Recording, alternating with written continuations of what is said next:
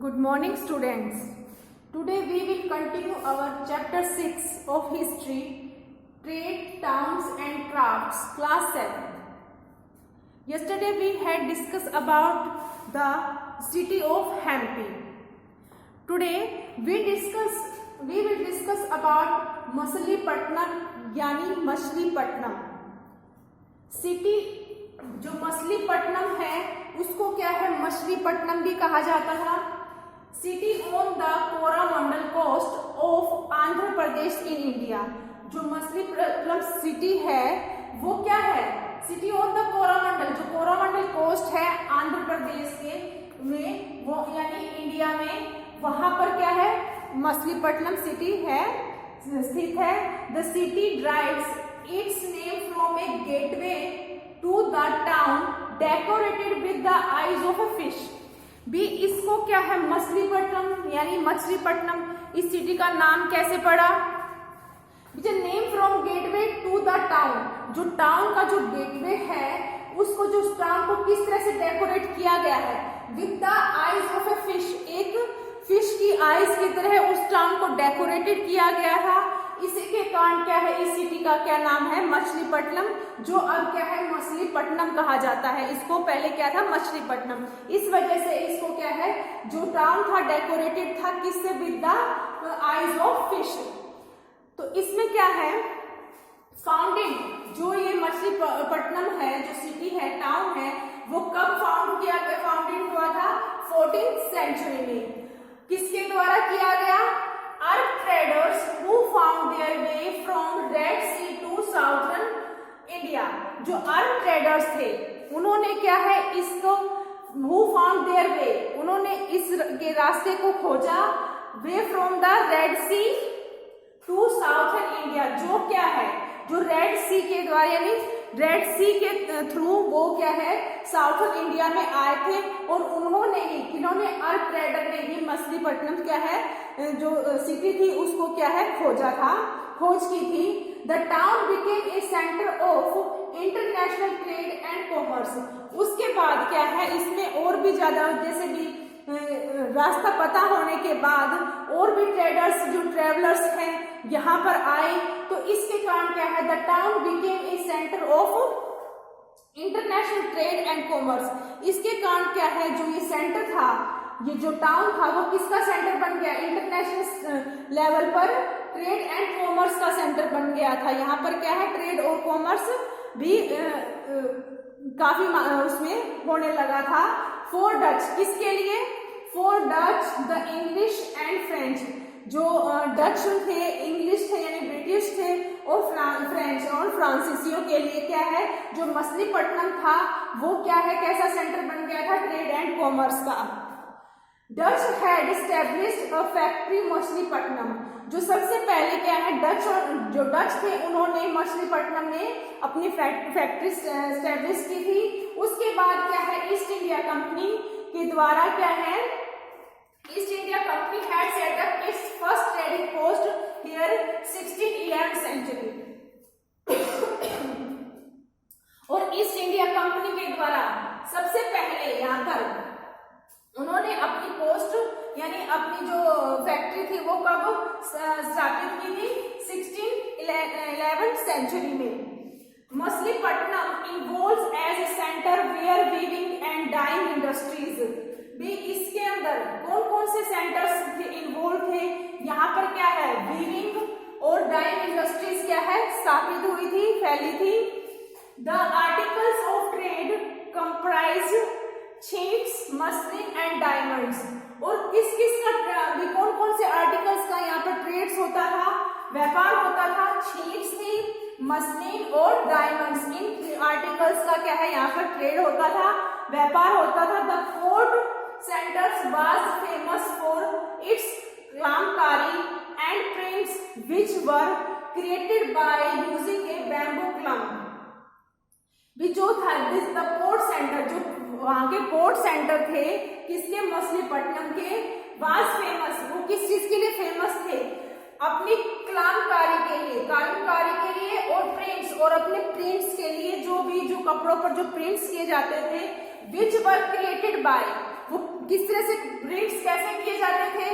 Created by using a bamboo कलम, यानी एक बैम्बू यानी बांस की कलम के द्वारा, कलम यानी पेन के द्वारा उनको प्रिंट किया जाता था किस पर? कपड़े पर।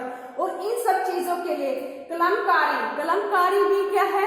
यानी डिजाइन बनाना, इन सब के लिए क्या है, जो वहां के पोर्ट सेंटर थे वो क्या फेमस थे, और किस चीज के लिए? अपनी कलमकारी और किसके लिए? प्रिंट्स के लिए। कलमकारी यानी छपाई, यानी डिजाइन इस तरह से बनाया जाता था उनका, और उन पर प्रिंट इतना अच्छा किया जाता था, इसके लिए क्या है, वो पूरे वर्ल्ड में फेमस हो चुके थे।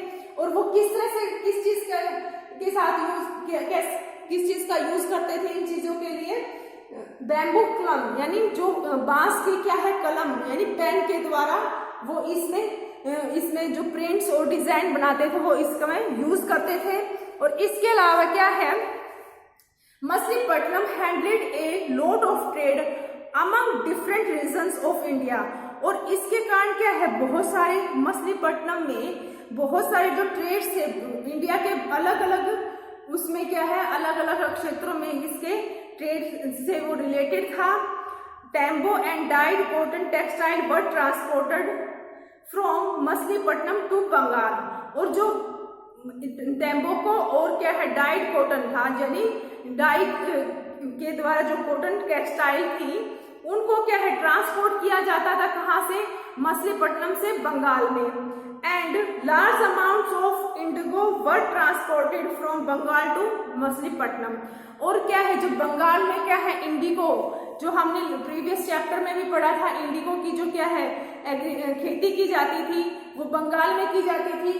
तो उस वहां से, बंगाल से बहुत ज्यादा मात्रा में इंडिगो यानी नील को कहाँ पर ट्रांसपोर्ट किया जाता था? मछलीपट्टनम में ट्रांसपोर्ट किया जाता था। इसीलिए क्या है, भी ट्रेड की और कॉमर्स के उसमें क्या है, जो मछलीपट्टनम था क्या था, ये फेमस हो चुका था। नेक्स्ट सिटी आती है हमारी सूरत। ठीक है, जो सूरत है, Surat now one of the biggest city of western India is located on the bank of the river Tapti in present day Gujarat. जो सूरत है प्रेजेंट डे में कहाँ पर है? गुजरात में। और कहाँ पर है? Bank of river Tapti, Tapti की जो रिवर है कहाँ पर है? गुजरात में। और उसके किनारे पर क्या है? हमारा सूरत है। During the medieval period, it grew acquired the status of a major port of city and trading center. ये क्या है, उस टाइम पे भी, अभी भी प्रेजेंट डे में भी, और जो मिडिवल पीरियड में भी क्या है, जो सूरत है वो क्या है, पोर्ट सिटी और ट्रेडिंग सेंटर बन चुका था। It was also seen as a gateway to the west as traders used this port to conduct trade with। और क्या है, जो सूरत है, जो सूरत है वो वेस्ट का क्या है, वेस्ट का गेटवे बन गया था। यानी इसके रास्ते से ही क्या है, जो ट्रेडर्स थे वहां पर कहाँ, गुजरात में आते थे ट्रेड करने के लिए। तो इसके कारण क्या है, जो सूरत है एक फेमस पोर्ट के रूप में भी क्या है, ग्रो हुआ था। It had a fertile land which provided food and other resources as well as a wealthy banking community. भी जो यहाँ की लैंड थी वो कैसी थी, फर्टाइल थी।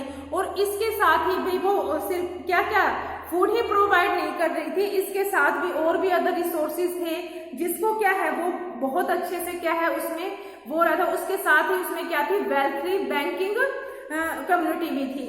इसमें क्या है, जो एग्रीकल्चर थी के साथ साथ क्या है, और दूसरी जो रिसोर्सेज थे वो भी क्या है वो हो रहे थे, यानी ग्रो कर रहे थे।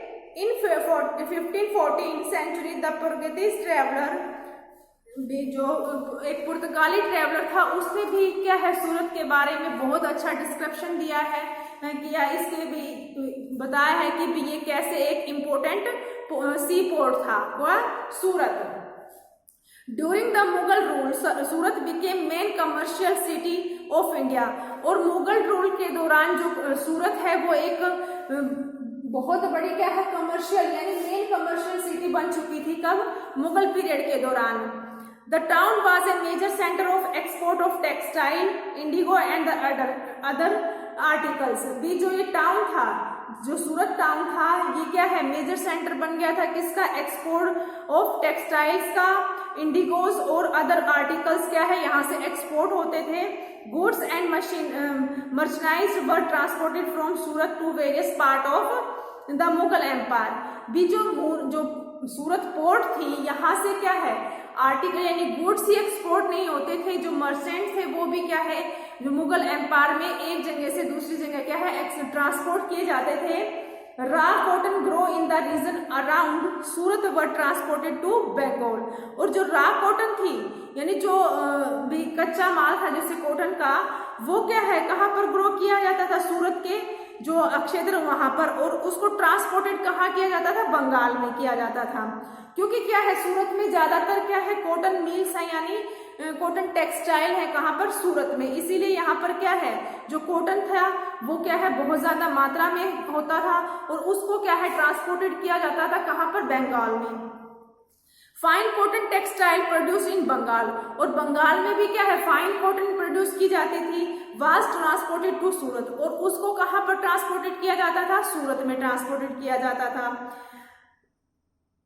Out to West Asia, East Africa and Malabar, भी उसको ट्रांसपोर्टेड टू सूरत, और सूरत से जैसे जो फाइन कॉटन थी वो कहाँ से ट्रांसपोर्टेड की जाती थी, बंगाल से कहाँ पर, सूरत में, और सूरत से फिर आगे कहाँ है दूसरी कंट्रीज में एक्सपोर्टेड की जाती थी। कौन कौन सी कंट्रीज थी वो, वेस्ट एशिया, ईस्ट अफ्रीका और Malabar. The main commodities exported from Surat were zari work, jewellery, silk, fabric etcetera. और इस जो मेन कमोडिटीज थी जो ये थी उनको एक्सपोर्ट किया जाता था, और वो किस चीज के लिए, सूरत में किसके लिए वो यूज की थी, जरी वर्क, जहां पर जरी वर्क किया जाता था, ज्वेलरी, सिल्क और फैब्रिक एक्सेट्रा के लिए। By the end of the 16th century Surat was under Portuguese control, भी जो ये क्या है 16th सेंचुरी के आखिर तक क्या है जो सूरत पोर्ट था वो किसके कंट्रोल में आ गया था, पुर्तगालीज के ने अपने कंट्रोल में ले लिया था। क्योंकि जब तक क्या है इंडिया में चारों यानी जो ये आ चुकी थी जो शक्तियां थी, जो डचीज थे, पुर्तगालीज थे, फ्रेंच थे और क्या है ब्रिटिश थे, ये सब क्या है यहाँ पर आ चुके थे और इन्होंने क्या है अपनी फैक्ट्रियां स्थापित कर ली थी। तो जो सूरत था वो किसके कंट्रोल में आ गया था, पुर्तगालीज के कंट्रोल में आ गया था। इसके बाद फिर क्या है ईस्ट इंडिया कंपनी ने इसको क्या है अपने कंट्रोल में ले लिया था। इन 1612 British destroyed the Portuguese naval supremacy, obtained an imperial farman from Jahangir to establish a British trading post and factory at Surat। भी पहले तो सबसे पहले इस पर क्या था, कौन था, पुर्तगालीज का कंट्रोल हो गया था।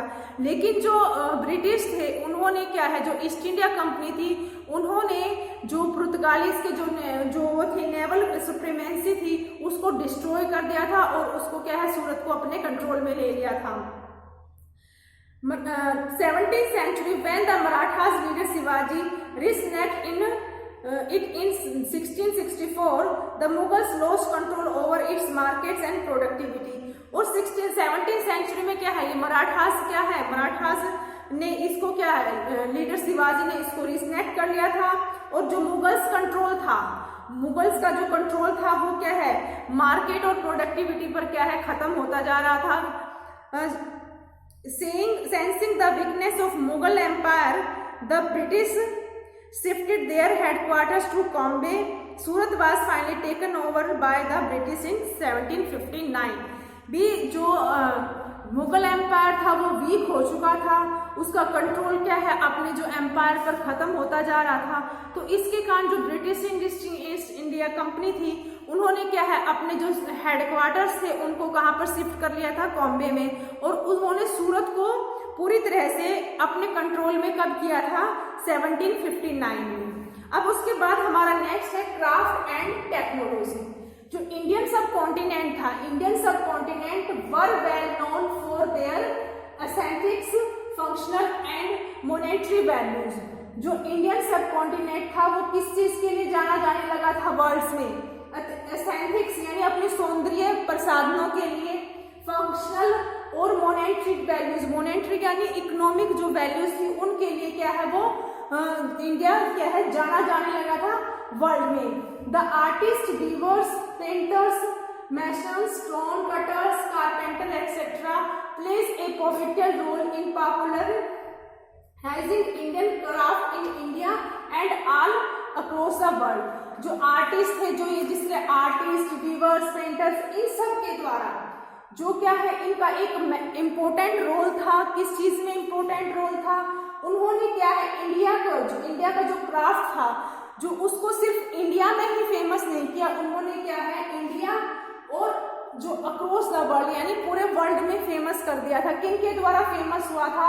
किनका सबसे ज्यादा इंपॉर्टेंट रोल था इनमें? जो आर्टिस्ट थे, वीवर्स थे, पेंटर्स थे, क्राफ्ट पर्सन थे, मैसन थे, स्टोन कटर, कारपेंटर्स वगैरह, इन्होंने एक इम्पोर्टेंट रोल अदा किया था इंडिया को क्या है पूरे वर्ल्ड में फेमस करने के लिए। Jewellery, carpets, furniture, perfumes, handmade crafts were greatly in demand. और सबसे ज्यादा डिमांड किन चीजों की होती थी? ज्वेलरी की, कारपेट की, फर्नीचर, परफ्यूम, हैंडक्राफ्ट, हैंडमेड यानी हाथ से बनी हुई चीजों की क्या है सबसे ज्यादा डिमांड होती थी। कहाँ पर?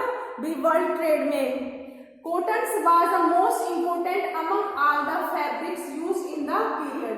और जो कॉटन था, जो कॉटन क्या है मोस्ट इम्पोर्टेंट फैब्रिक था, क्योंकि ये हर एक उसमें क्या है यूज होता था। जो इस यानी उस पीरियड के दौरान जो कॉटन था वो क्या है मोस्ट इम्पोर्टेंट फैब्रिक था। Akbar encouraged the production of silk and Bengal became a thriving center for the production of cotton and raw silk। जो अकबर था उन्होंने क्या है इंकरेज किया था किसको? इस सेंटर को प्रोडक्शन ऑफ कॉटन यानी कॉटन के प्रोडक्शन के लिए और साथ के साथ क्या है रॉ सिल्क के लिए। बोथ द इंपीरियल वर्कशॉप और कारखानास and the villages were engaged in the production of handicrafts. भी इसके कारण इन दोनों में जो वर्कशॉप होती थी वो क्या है कारखाने यानी जिन्हें कारखाने कहा जाता था, उसमें क्या है जो विलेजर थे वो क्या है वो भी क्या है उसमें एंगेज होते थे यानी उसी में प्रोडक्शन में लगे होते थे। हैंडीक्राफ्ट्स की जो प्रोडक्शन था उसमें क्या है विलेजर भी क्या है उसमें एंगेज होते थे। Craft person and traders resided in the around area of export like the coast, trade center and in European factories town like the Madras and Calcutta। जो क्राफ्ट पर्सन थे और ट्रेडर्स थे वो raised in the around areas, वो कहाँ पर बसे हुए थे यानी उस एरिया के आसपास ही यानी बस्ती में रहते थे, बसे हुए थे जहां पर क्या है जो एक्सपोर्ट होता था, जो गुड्स एक्सपोर्ट होती थी वो क्या है like the coast trade centre भी, जैसे भी कोस्ट सेंटर्स थे और जो ट्रेड सेंटर्स थे और यूरोपियन फैक्ट्रीज टाउन थे, जो यूरोपियन फैक्ट्री टाउन्स थे जैसे भी मद्रास और कैलकाटा, उस एरिया के आसपास जो क्राफ्ट पर्सन थे वो उन्होंने क्या है वहां पर रहना शुरू कर दिया यानी बसना शुरू कर दिया था। While maintaining their working rights and conditions, Indian craft person were adept the proficient at their skill। और उन्होंने जो इंडियन क्राफ्ट पर्सन थे उन्होंने क्या है जो जैसे they organise themselves into guilds which help them produce articles of good quality. भी जो वो क्या है गुड क्वालिटी का प्रोड्यूस करते थे कौन? इंडियन जो क्राफ्ट पर्सन थे। और जो इंडियन क्राफ्ट पर्सन थे उन्होंने क्या है अच्छी जो वहाँ की जो अच्छी स्किल थी क्राफ्ट उसकी उनको क्या है बहुत अच्छे से अडेप्ट किया। They could reproduce the most difficult European design and patterns with perfection. और वो इतने परफेक्ट थे जो इंडियन क्राफ्ट पर्सन थे वो इतने परफेक्ट थे भी उनमें अपने स्किल में कि भी जो वो क्या है वो जो they could reproduce the most difficult European design, जो यूरोपियन डिजाइन थे जो बहुत मुश्किल डिजाइन थे उनको भी क्या है रिप्रोड्यूस करते थे डिजाइन एंड पैटर्न्स को विद द परफेक्शन, बहुत ज्यादा परफेक्शन के साथ। जो इंडियन पर्सन थे जो इंडियन जो क्राफ्ट पर्सन थे वो क्या है जो यूरोपियन के जो मोस्ट डिफिकल्ट डिजाइन थे पेंटिंग्स के और पैटर्न्स के, तो वो क्या है बहुत आसानी से बहुत अच्छे से क्या है परफेक्शन के साथ उसको रिप्रोड्यूस करते थे जो यहाँ कहाँ पर इंडिया में। नेक्स्ट और हमारा लास्ट टॉपिक है internal and external trade, internal और एक्सटर्नल ट्रेड में, यानी जो भी accounts of foreigner travellers set ample light on the self sufficient of the villages, towns and cities.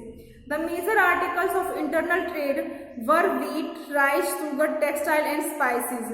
जो मेजर आर्टिकल्स थे, इंटरनल आर्टिकल्स, कौन कौन से थे वो भी जान, जिसमें क्या है इंटरनल आर्टिकल्स थे जिनका भी इंटरनल उस पर ट्रेड किया जाता था, वो कौन कौन से थे? व्हीट, राइस, शुगर और स्पाइसेस थे।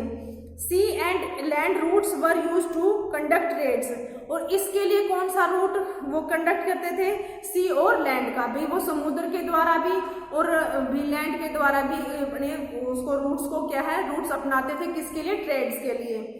Superior quality rice and sugar from Kannauj, जो अच्छी क्वालिटी का राइस था और शुगर थी वो कहाँ से मिलती थी उन्हें? कन्नौज से। और व्हीट फ्रॉम पंजाब, और पंजाब से गेहूं। Sugar cane and textile from Bengal found their way to the markets of the Delhi. और ये क्या है, जो इस तरह की सुपीरियर क्वालिटी का rice, sugar from Kannauj, wheat from Punjab and sugar cane and textile from Bengal. Sugar cane और टेक्सटाइल कहाँ से? बंगाल से। ये सब चीजें उन्हें कहाँ पर मिल जाती थी? कौन से इसमें? मार्केट्स ऑफ दिल्ली, यानी दिल्ली की जो मार्केट थी, ये सब चीजें वहां पर पहुंचाई जाती थी। Trade relation with Africa, Europe, Indonesia, China, Persia and Burma extended during this period. और कौन कौन सी कंट्रीज के साथ वो ट्रेड करते थे? जैसे इसमें China, Persia, Europe, Indonesia, Africa वगैरह के साथ। Articles like rice, spices and sugar cane were exported to Southeast Asian countries, while horses, luxury products and metals were imported from Persia।